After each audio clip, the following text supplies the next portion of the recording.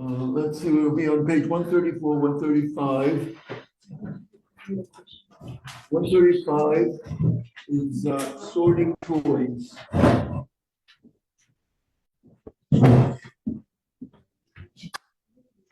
So we have a chess game, black and white, and what does one do when they want to? All the pieces are mixed together. So when you're playing, what do you do? So when you're ready to play, then you sort out the different pieces, right? That's okay. Everything is going to be used. So when you're ready to play, only then could you separate the colors. When you're putting them away, so if they are separate to begin with, then each color is put away separately. If they are mixed together, what do? All the pieces are mixed together. We're putting away the set. What do? Put them away as is, random, whatever is there, you put them away, and you'll sort them after Shabbos.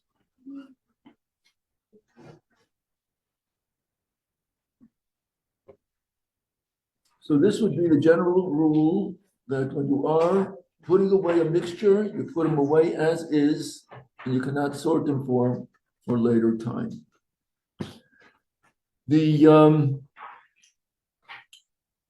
So the only time you could separate them would be when you're ready to use them. Take what you want. If there are 4 different colors and you're only playing with 2, different game, 4 different colors, they're all mixed together. So then the rule is you take what you want when you're ready to use it. And you do not separate the ones that you don't want, even when it comes to games. So this malacha is not only when it comes to food items, but also to toys, utensils, dishes. Same would also be with sorting books on page 134. If there is a mixture of different books, different svarim, so you have so what would be the rule? When are you allowed to take from the svarim? When you're ready to use. Take what you want and leave what you don't want behind. Paragraph 2 on page 134. When one wants to take out a book that is mixed with other books, such as a chumash, with which he is interested in following the Torah reading, but it is mixed with other svarim on a pile, you may not remove it before prayers, but only just before the Torah reading.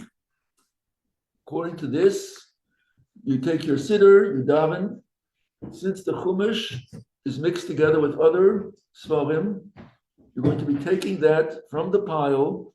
Then you take what you want when you're ready to use it. When are you ready to use it? When they take out the Torah. Now there is an advice. What's the advice? If he wants to save the book for later use.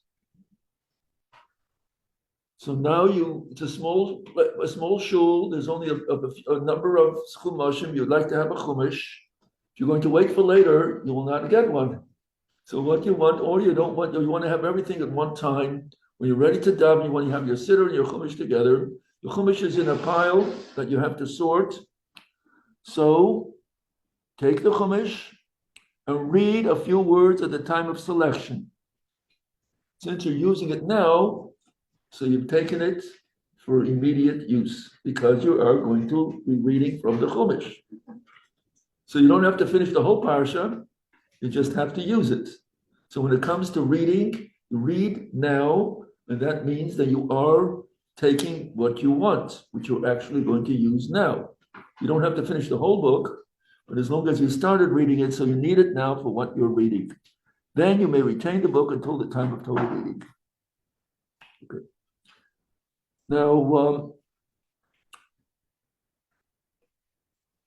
if there is a pile of svarim, books, in a pile, you want to put them away. because we want the place to be neat for Shabbos. So you could take, if you're still going to take one pile, take them as random and just put them away without sorting them out. Not to organize them and put them in their place because it's not for immediate use, put them away without sorting, and that is permissible. Okay, so that is as far as the Sfarim books. As far as eating, I think we've covered the eating. If you have, we're speaking now that there's a watermelon that has seeds. So most of the watermelons now are seedless. Related for Shabbos, we shouldn't have to go through these halachas because they took care of it. There's no seeds. But the ones that are seeded, so how do we eat the watermelon with seeds? Can we pick the seeds out? So the conventional answer is no. So how do you eat the watermelon? So you don't have to swallow the seeds. What you do is you're very discreet, and once it's in your mouth, you don't have to swallow everything that's there. You are permitted to expel it. So there's an art in eating watermelon where you go over the plate and you politely expel the seeds. So this was something that was quite common when we're speaking now with the ones that don't have the watermelons that are seedless. No one has really learned how to eat them on Shabbos. And therefore, this seems a little strange to you. We don't stand and see how far each one could expel the seed to the plate and try to aim. It's not we don't do that. So you learn how to do it in a discreet way. Everybody's eating it that way, so then it's not strange because it is a watermelon that has seeds. But nowadays, so Hashem took care of that. And people are very, very sensitive, so we don't have the seeds. But if you do have the seeds, again, you expel them from your mouth. You're eating now the whitefish with bones. So how do we eat the whitefish? You have your knife and your fork. What do? Put the knife on the spine, and you take out the fish from the bones. Instead of taking out the bones, you hold the knife down on the spine, and you remove the fish that you're going to be eating. You're going to be feeding a child. So what we do is we feed the child gefilte fish. But if the menu is whitefish with the bones, what do we do with the child? We're feeding the child. So here we have, this is a special situation, or the same thing would be with an elderly person who could not do this themselves. What one would do if they did take the fish and they don't want to take the fish out, they take the whole thing in their mouth. So then once the fish is in their mouth, they could remove the bones. But we're speaking now, we're going to be feeding the child. It has bones. We are concerned about the safety of the child. We have something that is called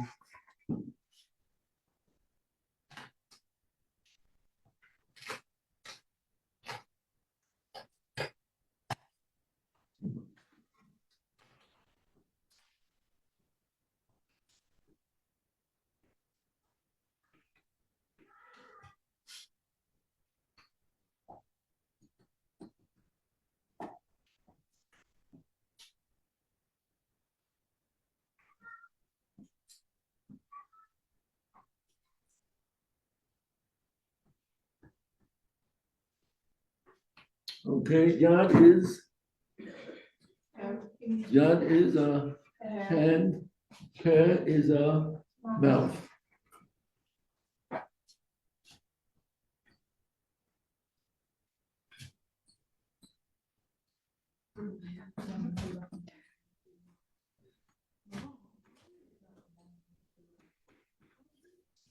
What does that mean?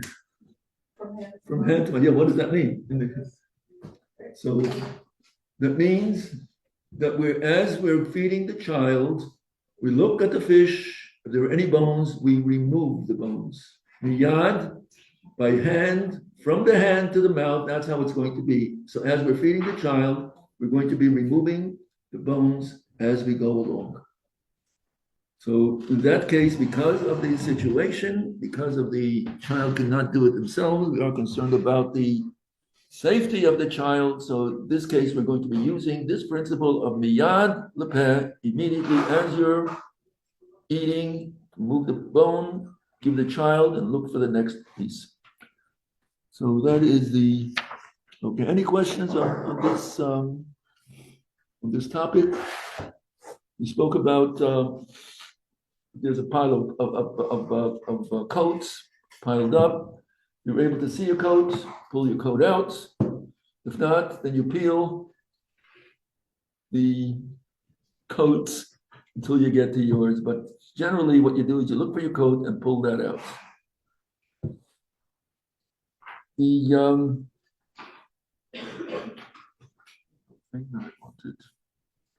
Okay.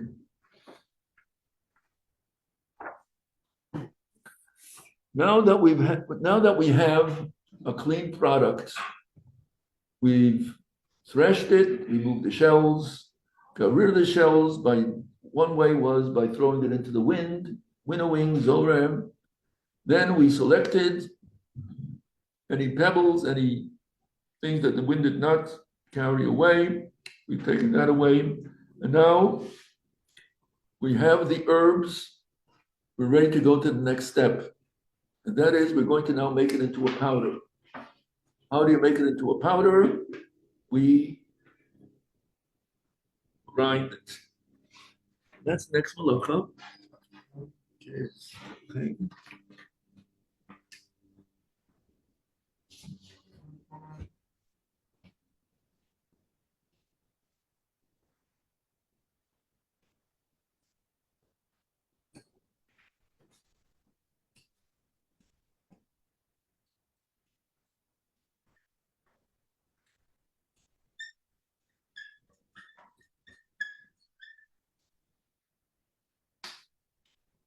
So here we have the malacha of grinding.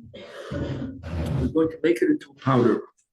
So the definition is, number one, making it very fine into a powder, and also making large items to small pieces. It would include shredding. Everyone knows what shredding is. We shred cabbage, we make it into coleslaw. Same would also be with grating. Everyone knows what grating is. Okay, we have our grater.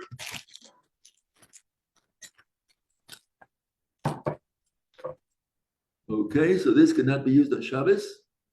This is to make, so even though it's not going to be in powder, but it's going to be into small pieces, that cannot be done. And the same would also be with a chopper. Everyone knows what the chopper is? You have a container, and inside there are blades, number of blades, and it has a handle.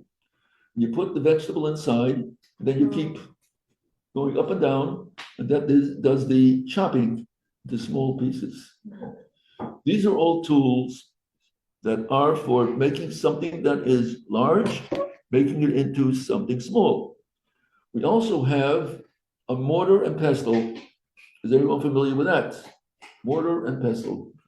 They used to have as an indication that there is a pharmacy, so they used to have a picture of a mortar and a pestle. It is a cup made out of copper, and it has something that you're going to be pounding. You are familiar with that? It's a cup, and then it has there's a handle, there's a piece that the end of it is round, the same as fits into the cup. You put the herbs inside, and then you smash them down until you break them, and this would be a way of grinding, make them into small pieces, making it into a powder. This was done in the pharmacy because they did not have ready pills. A pharmacist was someone who actually took the bulk and made that into powder. So mortar and pestle was one of the tools that a pharmacist would use. And this was something that was very common. In order to make all the medicines, they would take all these different herbs and they themselves would make it into according to the prescription. So this was something that was very, very common and something that was a part of the making of the medicines. We're going to see how that applies to us. So these are all items that cannot be used on Shabbos because its purpose is to do tochen grinding, whether it is in fine, using an actually mill. You're going to have the grinding stones that are going to make it into flour. If we're going to be speaking about making wheat, from the wheat we're going to be making flour. That itself would be the actual grinding using a grinder, and that's the picture that we have on page 143, where you have the two millstones that's going to be grinding it, making it into a flour. And so this is also the Av Malacha. The principle is using the millstones, and then the Toldos, which is also a Torah prohibition, is using a knife, chopping vegetables very fine. That would go into the category of grinding, even though it's not with a millstone, it's with a knife, but you are chopping the vegetables very fine, and that would be a malacha, Torah prohibition. Page 144, sawing wood to use the sawdust, filing metal to use the dust. All this is Torah prohibitions. And the rabbinic prohibition is making something which is obviously for medicinal use out of concern that one may come to grind herbs to prepare medicines. And we'll have to speak about that in more detail.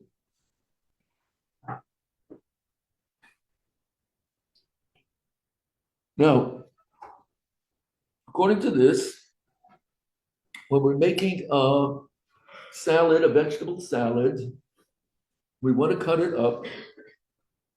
So if we want to make it fine, we would do it before Shabbos. If we want to make it on Shabbos, what could and what could we not do? Can we make a vegetable salad on Shabbos by cutting up the vegetables? We could.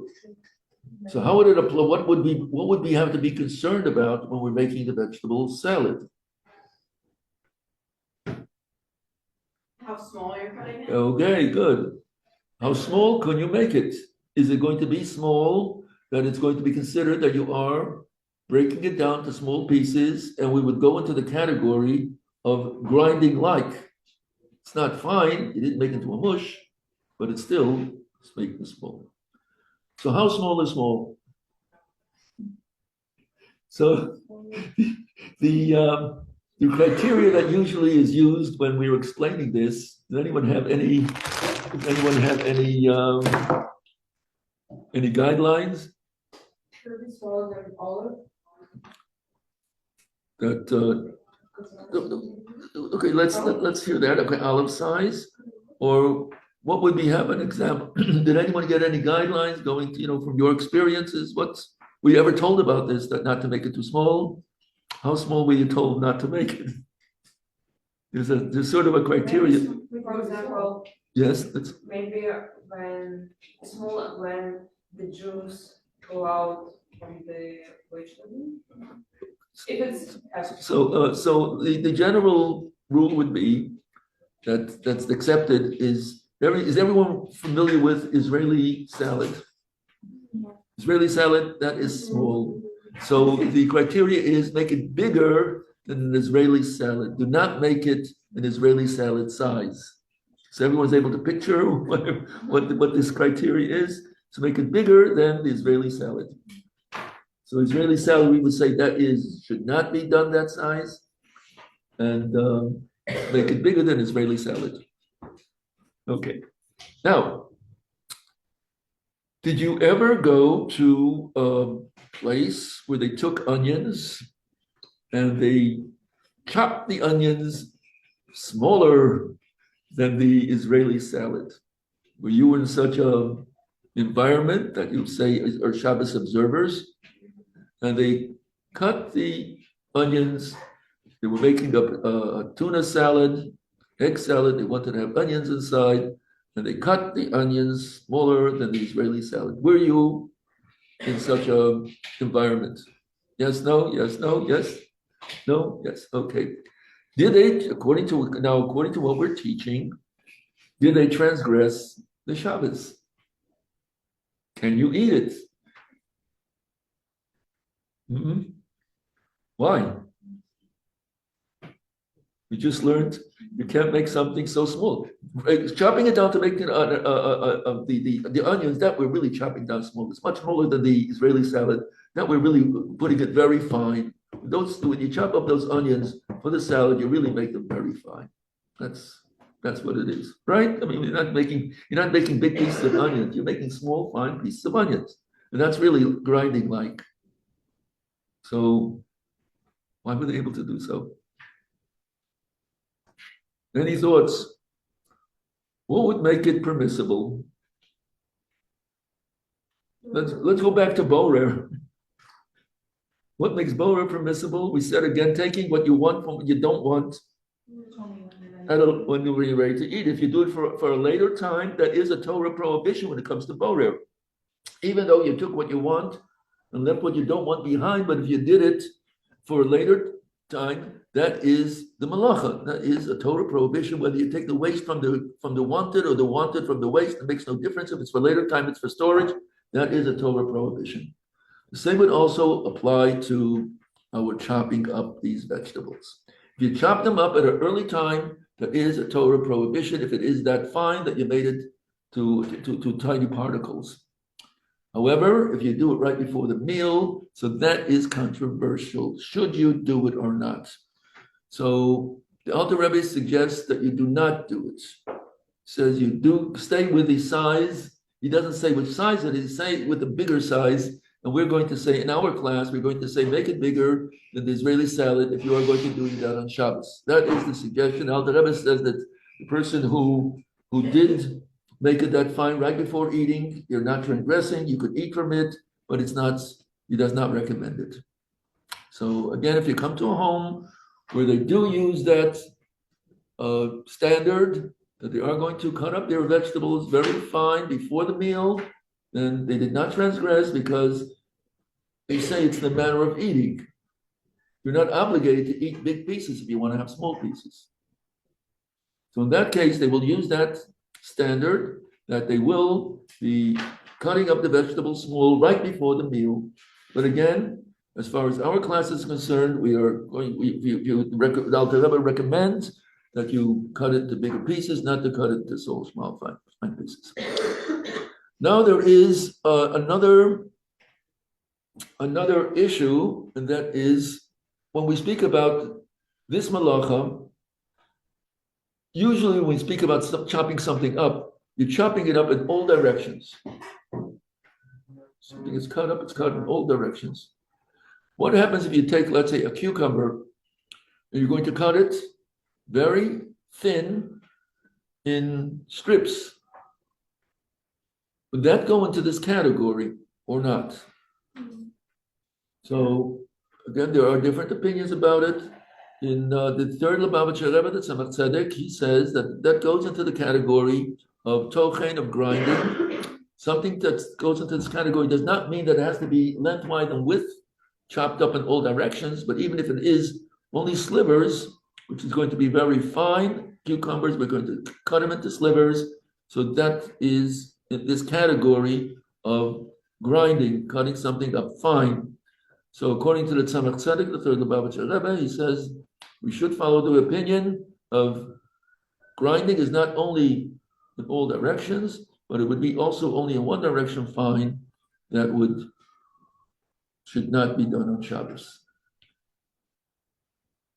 This malacha applies to foods that grow from the ground. or things that grow from the ground. We gave an example of someone who cuts up wood for sawdust, that would go a Torah prohibition. It's a tree, grows from the ground. Now, this malacha only applies to those items that grow from the ground, and therefore, what would be not in this category, edible foods, this is on bottom of page 144, this would include cooked meat, sausages, cheese, eggs. That does not go into the category of grinding, and therefore you could cut them up to fine particles, but not with a tool. So therefore, we have, let's say, we have a masher. So we would not use this as a tool. We would not use the masher on Shabbos, even for those items that grinding does not apply. The same thing is we want to have cheese. We would not use the grater to make the cheese, even though cutting up cheese as fine as you want to with a knife is not this malacha. It does not apply to the cheese. But if you want to make it as a topping for whatever food you're making, you cannot use a tool for this. You would have to do it with a knife and cut it up. You're not restricted to when you do this. When you're cutting up the cheese, you're cutting up the fish, as long as it's going to be used for Shabbos, then it's fine. When we spoke about cutting up the vegetables smaller, that could only be done when you're ready to eat. But when it comes to these items, cutting up the tuna, cutting up the eggs, cutting up the cheese, so that you can do at night if you're going to be serving it in the daytime. It makes no difference what time of day you're doing it, as long as you're going to be eating it on Shabbos. And not smaller than Israel salt. You could. And not smaller. No, you can make it as big as small as you want. Grinding does not apply to foods that do not grow from the ground. It's only for vegetables and fruits that grow from the ground does this malacha apply. Same thing is with herbs. When it comes to the cheese, does not apply. Fish does not apply. Meat that is cooked does not apply. Sausages, eggs. Now you have something that is called a hard-boiled egg slicer. Does anyone know what that is? A hard-boiled egg slicer. You know what it is? I couldn't find one at home. I couldn't bring it in. But it has the shape of an egg, the bottom of an egg. So you put the hard-boiled egg and you took the shell off. Again, when are we going to take if we're going to be making the egg salad on Shabbos, when do we have to take the shell off? When do we take off the shell? Right before. When we're ready to use it. Take off the shell. It's suggested, where do we throw the shell? The garbage. The garbage, straight in. Okay, the shell is muktzah.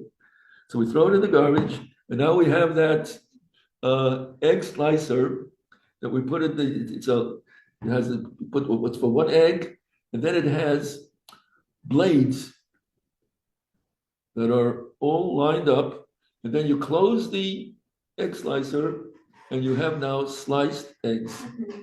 Yeah. Can you use that on Shabbos? And the answer is yes, because that's not a dicer, it's not a chopper, it is a slicer.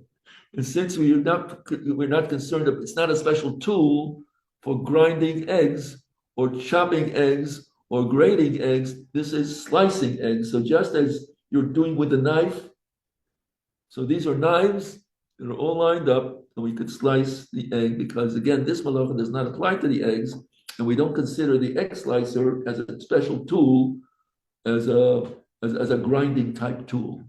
The chopper. So even if someone is going to be making the onions small, you could not use a special chopper for that, because that's a special tool for the chopping. Now,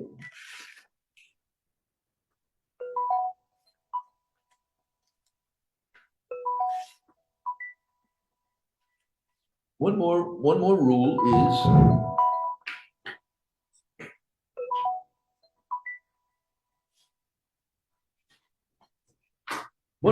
is that if something once it was ground, made into a powder, and it was made after it was made into a powder, it was made into a substance, made into a. If you do it a second time and break it down again, that does not. There's no such malacha. It would be.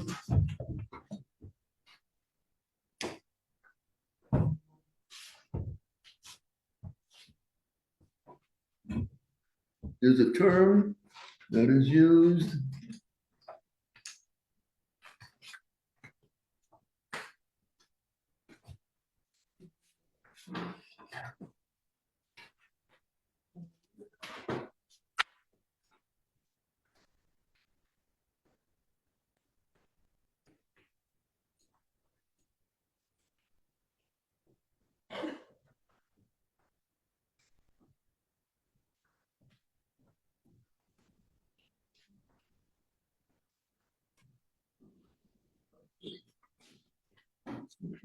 The root word is tochen, and we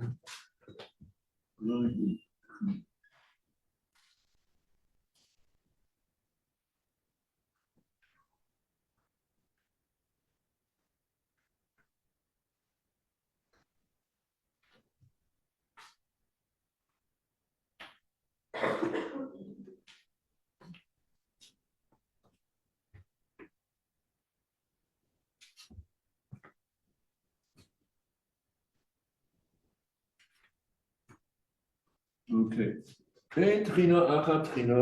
Once something was ground, breaking it back down into small pieces does not apply. An example, you have the flour.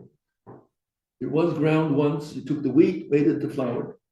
And from this flour, you made a cracker. After you have this cracker, can you now crush the cracker and make it fine? And you're going to sprinkle it over your top, you make it as a topping for something. So right now what you're doing is you're crushing it and making it back again into tiny little pieces on Shabbos. Is that permissible or not? Is it okay because you're using your hand and it's? No, you could even use a spoon, you could use I something. think because it's rice, for example, or salad or something, it's, So we were speaking about doing this for a later time. So once something was made into a powder, making it back again to that size is permissible on Shabbos. You can't make it smaller than it was originally. So when we're speaking about now the cracker, originally it was flour, very fine. You're breaking it down, you're not making it smaller than the flour, it's going to be just crumbs. So crumbing it would be permissible. Even though it is something that the flour came from the ground, you are permitted to break it down again, because once it was made into a flour, as long as you don't make it smaller than that, then it is permissible. And trina, the grinding, after it was ground once, a second time does not apply. So you are permitted to do so. The same would be when we're speaking about lumps of sugar, lumps of salt. Breaking it down would be permissible. What else do you break down? Breaking down challah, crackers, all of this would be permissible.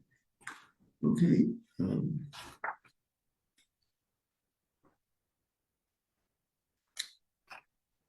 So we will.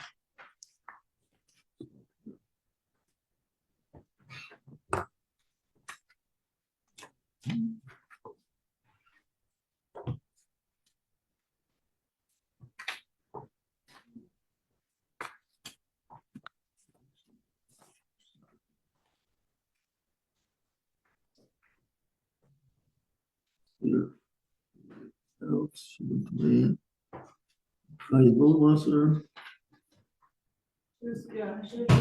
Choose your. Okay, Naomi is here. Shirley is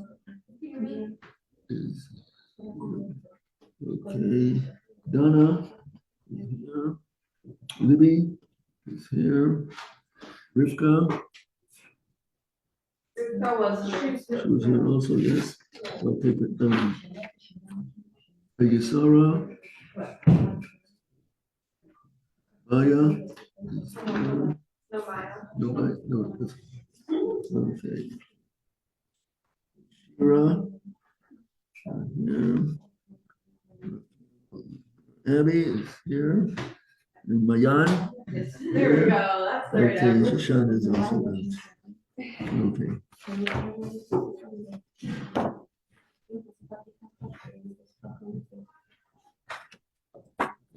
Say, Thank you so much. And Rachel was here on Zoom, Rabbi Baras.